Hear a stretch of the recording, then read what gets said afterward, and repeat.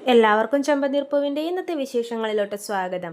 അപ്പോൾ ശ്രുതിയും ശ്രുതിയുടെ ഫ്രണ്ടും കൂടി റോട്ടിൽ ഇങ്ങനെ നടന്നുകൊണ്ട് പോവാണ് കേട്ടോ. ശ്രുതിയുടെ വിശേഷങ്ങൾ പറഞ്ഞിട്ടാണ് അവർ നടക്കുന്നത്. എന്താണെന്ന് വെച്ചാൽ ശ്രുതിനെ പുറത്തുവിടാൻ നമുക്ക് താല്പര്യമൊന്നുമില്ല. അപ്പോൾ ഇവിടെ തന്നെ എന്തെങ്കിലും ബിസിനസ് നടത്തണം എന്നാണ് നമുക്ക് ആഗ്രഹം. അതിനുള്ള പൈസ ഇപ്പം എന്നോട് ചോദിച്ചുകൊണ്ട് നടക്കുകയെന്നാണ് ശ്രുതി പറയുന്നത്. അപ്പോൾ കൂട്ടുകാരത്തി കളിയാക്കുന്നുണ്ട്. നിനക്ക് നിൻ്റെ ഇളയച്ചനോട് ചോദിച്ചൂടെ മലേഷ്യയിലുള്ളത്, അല്ലെങ്കിൽ നിൻ്റെ അച്ഛനോട് ചോദിക്കണം, കോടിക്കണക്കിന് രൂപ അവിടെ നിന്ന് അയച്ചു തരില്ലേ എന്ന് പറഞ്ഞ് ശ്രുതിയെ കളിയാക്കുവാണ്. അപ്പോൾ തന്നെ ശ്രുതിക്ക് നല്ല ദേഷ്യം വരുന്നുണ്ട്. ശ്രുതി പറയുവാണ്, നിനക്കിന്ന് വർക്കൊന്നും ഇല്ലല്ലോ, എൻ്റെ കൂടെ ബ്യൂട്ടി പാർലറിൽ വന്നിരിക്കുമെന്ന് പറഞ്ഞ് വഴി കൂടി വരുന്ന ഒരു ഓട്ടോക്ക് കൈ കാണിക്കുവാണ്. ഓട്ടോക്ക് കൈ കാണിച്ചതും ശ്രുതി നെട്ടുവേ. കാരണം ഓട്ടോ ഓടിക്കുന്നത് വേറെ ആരുമല്ല, നമ്മുടെ സച്ചിയാണ്. സച്ചി പക്ഷി ഇവരെ ദൂരത്തുനിന്ന് നിന്ന് കണ്ടുകൊണ്ട് തന്നെ വലിയ ഭാവമാറ്റമൊന്നുമില്ല. ശ്രുതി അങ്ങനെ കയറാതെ നിൽക്കുമ്പോഴേക്കും സച്ചി പറയും, കയറുന്നുണ്ടെങ്കിൽ കയറ്, എനിക്കല്ലെങ്കിൽ പോകാനാണെന്ന് പറയുമ്പോഴേക്കും അവർ രണ്ടുപേരും കൂടി കയറിയിരിക്കുവേ. എന്നിട്ട് അങ്ങനെ ശ്രുതി കൂട്ടുകാരിയോട് പറയും, എന്താ എന്താ അവന് ഓട്ടോ ഓടിക്കുന്നതെന്നൊക്കെ ചോദിക്കുന്നൊക്കെ പറയും. അപ്പോൾ കൂട്ടുകാരത്തിയാണെങ്കിൽ സ്റ്റാച്യു റോഡിൻ്റെ അവിടെ ഇറക്കാനും എത്ര രൂപയാവും എന്നൊക്കെ ചോദിച്ച് സച്ചിയോട് തർക്കിക്കാണ്ട് നല്ല ഫണ്ണി കോൺവെർസേഷനാണ് അവർ തമ്മിലുള്ളത്.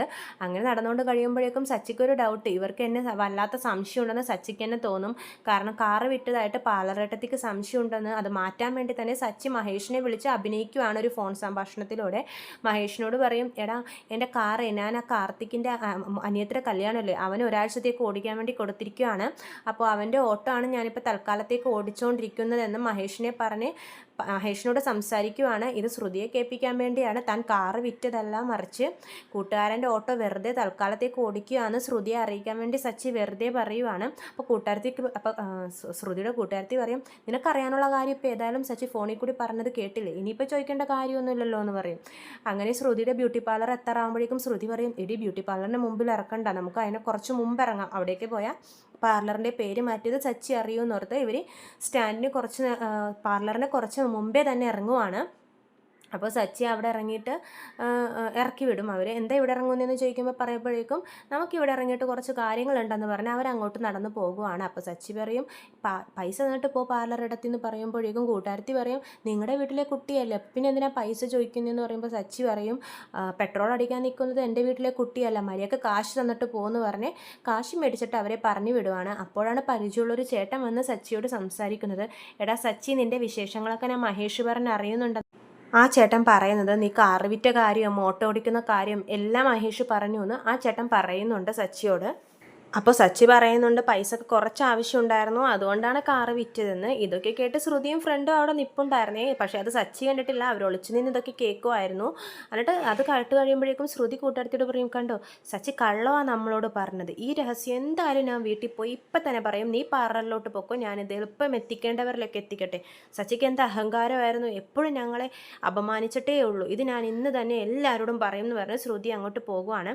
വീട്ടിൽ പോകുമ്പോഴേക്കും കാണുന്നത് ശ്രുതിയാണ്. ശ്രുതി അവിടെ കമ്പ്യൂട്ടറിൽ ലാപ്ടോപ്പിൽ ഇരുന്നിട്ട് ഇങ്ങനെ കണക്ക് കൂട്ടുവാണ്, ഡോളറിൻ്റെ വിലയൊക്കെ. അങ്ങനെ കണക്ക് കൂട്ടിയിരിക്കുമ്പോഴാണ് ശ്രുതി വരുന്നത്. ശ്രുതി വന്നിട്ട് പറയും, ശ്രുതി സച്ചി എന്താ ചെയ്യുന്നതെന്ന് അറിയോ? അപ്പോൾ ശ്രുതി പറയും, അവൻ വണ്ടി ഓടിക്കാൻ പോയിട്ടുണ്ടാവുമെന്ന്. അപ്പോൾ ശ്രുതി പറയുവാണ്, വണ്ടിയല്ല അവനിപ്പോൾ ഓട്ടോ ഓടിക്കുന്നെന്ന് പറയും. അവന് ഓട്ടോ ഓടിക്കാൻ അറിയാമെന്ന് ശ്രുതി പറയും. അയ്യോ ശ്രുതി എന്താ മണ്ടനാണോ, സച്ചി കാറ് വിറ്റു, ഇപ്പോൾ ഓട്ടോ ഓടിക്കുന്നതെന്ന് ശ്രുതിയോട് പറയുവാണ്. ആണോ, അവൻ എന്തെങ്കിലും ചെയ്യട്ടെ, അവൻ്റെ കാര്യത്തിൽ ഞങ്ങൾക്ക് ഇടപെടണ്ടെന്ന് പറയുമ്പോഴേക്കും ശ്രുതി പറയും, ഇത് ചോദിക്കണ്ടേ ശ്രുതിനെ എത്ര പ്രാവശ്യം അവൻ അപമാനിച്ചിട്ടുണ്ട്, 50 ലക്ഷം കൊണ്ട് ഓടിപ്പോയി എന്ന് പറഞ്ഞ് അപമാനിച്ചിട്ടില്ലേ, അപ്പോൾ ഇത് ചോദിക്കണ്ടേ? അപ്പോൾ ശ്രുതി പറയും, ഞാൻ ചോദിച്ചു കഴിഞ്ഞാൽ അവൻ പറയും, എൻ്റെ കാറ് ഞാൻ വിറ്റു, അതിന് നിനക്ക് എന്താണെന്നേ ചോദിക്കത്തുള്ളൂ എന്ന് പറയും. അപ്പോൾ ശ്രുതി പറയും, ആ കാറ് മേടിച്ചത് എങ്ങനെയാണെന്ന് നിനക്കറിയാമല്ലോ, വീടിൻ്റെ ആധാരം വെച്ചിട്ടാണ് അത് മേടിച്ചത്, അപ്പോൾ അത് ചോദിക്കേണ്ടതെന്ന് ചോദിക്കുമ്പോൾ ശ്രുതി പറയും, ശരിയാണല്ലോ, അവൻ്റെ കയ്യിൽ കാശുണ്ടാവും, അപ്പോൾ എനിക്ക് കാനഡയിൽ പോകാനുള്ള കാശ് അതിൽ നിന്ന് ഒപ്പിക്കാനുള്ള സ്വപ്നമാണ് ശ്രുതിക്ക്. ശ്രുതിയാണെങ്കിൽ അത് കേട്ട് ടെൻഷൻ അടിച്ചിരിക്കുകയാണ്. മനുഷ്യൻ കാനഡയിൽ പോകുന്ന സ്വപ്നം കണ്ടിരിക്കുമ്പോഴാണ് ഇവൻ ഓരോ ഓട്ടോ പ്രശ്നങ്ങൾ ഉണ്ടാക്കിക്കൊണ്ട് വരുന്നതെന്ന് ശ്രുതി പറയുവാണ്. എന്നിട്ട് ശ്രുതി നേരെ പോയി അത് ചന്ദ്രയോട് പറയാൻ വേണ്ടി പോകുകയാണ്. ചന്ദ്ര അവിടെ ദൈവത്തിൻ്റെ ഫോട്ടോ ഒക്കെ തുടച്ചുകൊണ്ടിരിക്കുമായിരിക്കും. ആ ടൈമിൽ ശ്രുതി ചന്ദ്രയോട് പറയുമ്പോഴേക്കും ചന്ദ്ര ആദ്യം അവൻ ഓട്ടോ ഓടിക്കാൻ അറിയാമെന്ന് പറയുവാണ്. അപ്പോഴാണ് ശ്രുതി പറയുന്നത്, അമ്മേ കാറ് വിറ്റിട്ടാണ് സച്ചി ഓട്ടോ ഓടിക്കുന്നത്, കാറ് വിറ്റിട്ട് എന്ത് ചെയ്തു, ആ കാർ എങ്ങനെയാണ് മേടിച്ചത്, ആ പൈസ എന്ത് ചെയ്തു, ഇതൊക്കെ അമ്മക്ക് അറിയേണ്ടേന്ന് ചോദിക്കുമ്പോൾ ചന്ദ്രൻ എട്ടുവാണ്. ചന്ദ്രക്ക് നല്ല ദേഷ്യം വരുന്നുണ്ട്. ചന്ദ്ര പറയുന്നുണ്ട്, ഇത് ചോദിക്കേണ്ടവരെ കണ്ടെന്നെ ചോദിപ്പിക്കാൻ, ഞാൻ ചോദിക്കുന്നില്ല.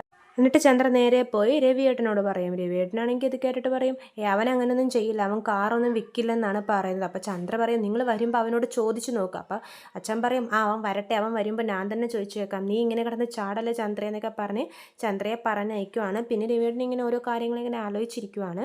ഇത്രേ ഉള്ളൂ ഇന്നത്തെ എപ്പിസോഡ്. അപ്പോൾ വീഡിയോ ഇഷ്ടമെങ്കിൽ ലൈക്ക് ചെയ്യണേ, ചാനൽ സബ്സ്ക്രൈബ് ചെയ്യാത്തവർ സബ്സ്ക്രൈബ് ചെയ്യണം. കൂടുതൽ വിശേഷങ്ങൾ ഞാൻ എൻ്റെ ചാനലിലൂടെ അപ്ലോഡ് ചെയ്യും. എല്ലാവർക്കും നന്ദി.